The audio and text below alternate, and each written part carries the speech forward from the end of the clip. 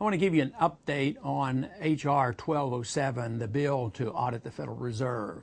We're making great progress because a lot of you have helped encourage your member of Congress to co-sponsor the bill. We now have about 39 co-sponsors of the bill. It's been introduced in the Senate, and we're picking up a lot of momentum. And to me, this is very, very important that we do this. The atmosphere in the Congress has definitely changed. It's changed with their attitude about the Federal Reserve System, but overall, there's a tremendous push by the American people for the Congress to wake up and have more transparency. They've heard about the stories of the Congress appropriating $700 billion of TARP funds and nobody knowing where this money went, and it ends up paying huge bonuses to people who broke AIG. So the people are demanding more oversight, and fortunately they're putting the pressure on the Federal Reserve as well, and that's why we're getting so much support for this piece of legislation. We still have a long way to go, because the special interests are very, very powerful and they don't want this to happen.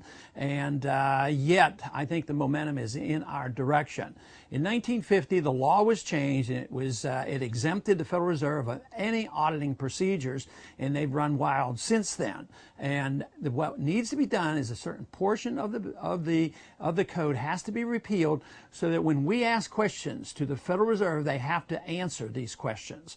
So to me, this is very, very encouraging, and that we have to keep the heat on. And this has been a project of many groups around the country to get more co-sponsors, because ultimately the Congress will respond if there's enough pressure by the people.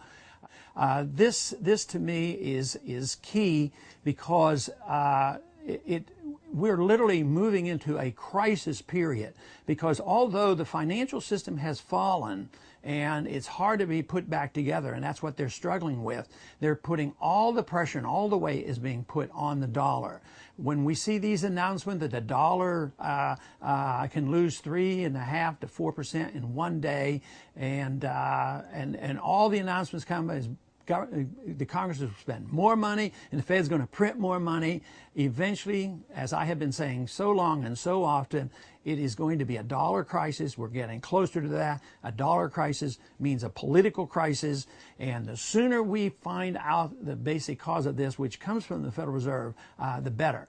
I have argued, of course, that we don't need the Federal Reserve. It's not part of our Constitution. We should get rid of it. But it doesn't happen that way. But if we can get the audit and get the books open, make them answer the questions, I am convinced that the American people will be so outraged that then we will have reform of the monetary system. We will be forced to live within our means. And we need to do this through a transition period rather than waiting for the crisis to hit. But we're approaching that crisis period. So hopefully we can handle this in a more deliberate fashion. Thank you.